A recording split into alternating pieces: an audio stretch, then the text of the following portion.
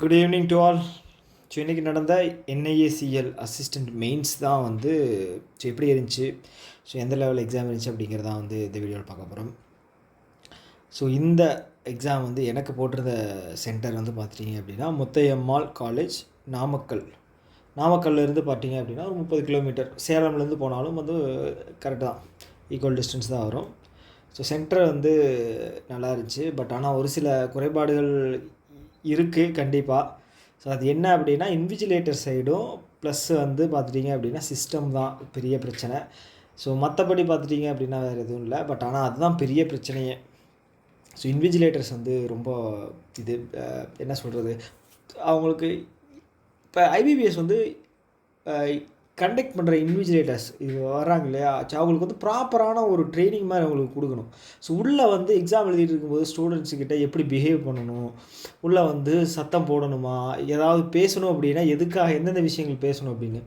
So அவங்க பாட்டுக்கு exam நடந்துட்டு இருக்கும்போது இன்ஸ்ட்ரக்ஷன் கொடுக்குறாங்க. ப்ராப்பரான ஒரு என்ன சொல்கிறது டைம் மேனேஜ்மெண்ட் அப்படிங்கிறது ரொம்ப ரொம்ப ஒஸ்ட்டு, ரொம்ப ரொம்ப ரொம்ப ரொம்ப ஒஸ்ட்டு. அதே மாதிரி வந்து நிறைய பேருக்கு வந்து சிஸ்டம் வந்து நடுவில் ஆஃப் ஆயிடுச்சு. பாவம் 2-3 பேருக்கு வந்து குவான்ஸ் போட்டுக்கிட்டு இருக்கும்போது ஆஃப் ஆச்சு. கடைசியில் இன்னும் ஒருத்தருக்கு வந்து பார்த்தீங்க அப்படின்னா ஜென்ரல் அவேர்னஸ் போடும்போது ஆஃப் ஆயிடுச்சு. அப்புறம் அவங்க அவசரமாக கால் பண்ணி அட்மினுக்கு போட வச்சு அது ஒரு என்ன சொல்கிறதுங்க ஒரு பதட்டமாக ஒரு சுச்சுவேஷனை தான் வந்து வச்சுருந்தாங்க.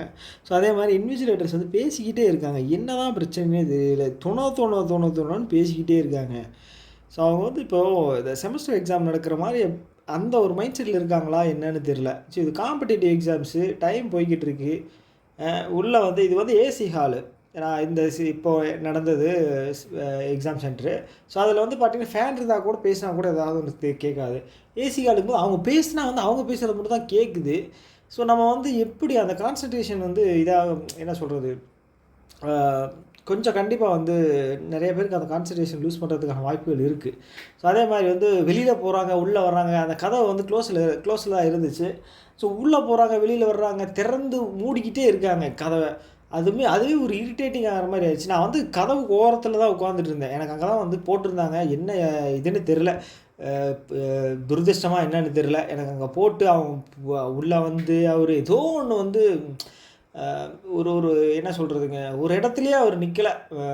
ஸோ இதெல்லாம் வந்து ஒரு சின்ன சின்ன குறைபாடுகள் தான். அதே மாதிரி வந்து சிஸ்டமும் இப்போ இது மவுஸ் இது வந்து ஒர்க் ஆகலைண்ணே.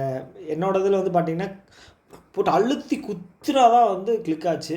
ஸோ இதெல்லாம் குறைபாடுகள் இருந்தாலுமே வந்து என்ன சொல்கிறது, ஸோ அவ்வளோதான், இதை நம்ம ஒன்றும் பண்ண முடியாது.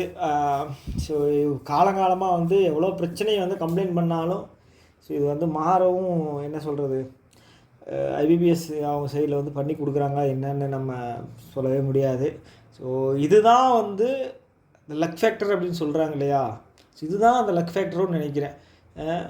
கரெக்டாக கொண்டு போய் நம்மளை வந்து ஒர்க் ஆகாத இதில் உட்கார வைக்கிறது, அது கரெக்டாக வந்து சிஸ்டம் கரெக்டாக அந்த எக்ஸாம் ஸ்டார்ட் ஆகிற டைமில் கொண்டு போய் உட்கார வைக்கிறது. நிறையா பேர்த்துக்கு வந்து லாகினும் பண்ணலை, அவசரமாக லாகின் பண்ண வச்சு என்னன்னு தெரில. பாவம், ஏன்னா மெயின்ஸில் வந்து இப்படியெல்லாம் நடக்கிறதெல்லாம் வந்து ரொம்ப ரொம்ப கஷ்டமாக இருக்குது. சரி, முடிஞ்சிருச்சு, என்ன பண்ண முடியும்.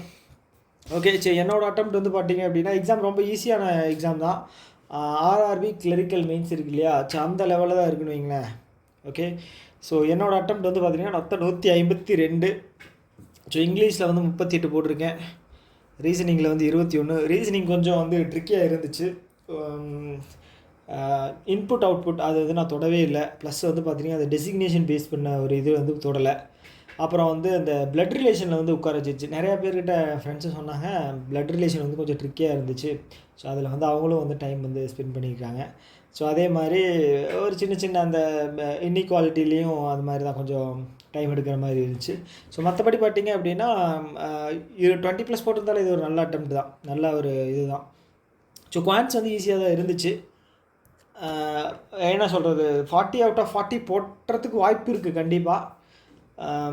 என்ன சொல்கிறது, ஃபுல்லாக தரோவாக அவங்க வந்து அந்த அப்ளிகேஷன் சம்ஸில் வந்து டைம் வந்து கொஞ்சம் டைமில் போடுற மாதிரி நீங்கள் ப்ராக்டிஸ் பண்ணியிருந்தீங்க அப்படின்னா கண்டிப்பாக போட்டிருக்கலாம். ஸோ கம்ப்யூட்டர் வந்து 37 போட்டிருந்தேன். ஸோ கம்ப்யூட்டர் வந்து எனக்கு வந்து ஈஸி தான். ரொம்ப என்ன சொல்கிறது, நான் ஆல்ரெடி படித்தது தான் கம்ப்யூட்டர் அவேர்னஸ்ஸு, அதனால் எனக்கு கொஞ்சம் ஈஸி தான்.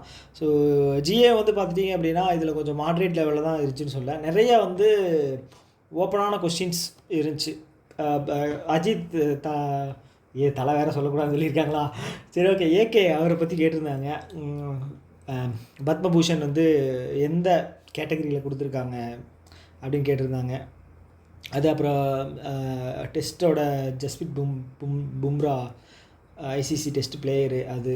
அப்புறம் நிறைய ஓப்பனாக நிறைய விஷயங்கள் இருந்துச்சு. அப்புறம் இதை தாண்டி வந்து பட்ஜெட்டில் வந்து கேட்ட அந்த டேட்டாவை பேஸ் பண்ண இருந்துச்சு. 1 2 அந்த நேச்சுரல் இல்லை நேஷ்னல் மினரல்ஸ் மிஷனா இல்லை மினரல்ஸுக்காக ஒரு அமௌண்ட் ஒதுக்கியிருப்பாங்க. எவ்வளோ அப்படின்னா 34,300 கோடி. அதில் வந்து சென்டரோட கான்ட்ரிபியூஷன் எவ்வளோ? 163 கோடி. 163 கோடிங்கிற மாதிரிங்க, 16,300 கோடி.